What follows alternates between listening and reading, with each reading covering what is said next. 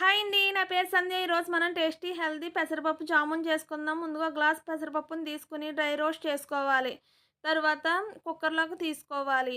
అదే ప్యాన్‌లో 2 స్పూన్లు నెయ్యిని వేసుకొని, బొంబాయి రవ్వ లేదా ఉప్మా రవ్వను వేసుకొని ఫ్రై చేసుకోవాలి.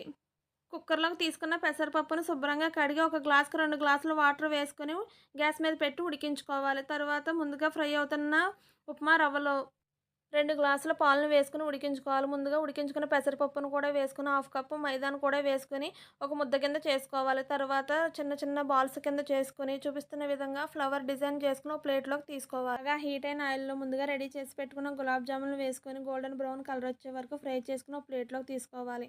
షుగర్ సిరప్ కోసం 3 గ్లాసులు పంచదార, 3 గ్లాసులు వాటర్, ఇలాచీ వేసుకొని మరిగించుకోవాలి.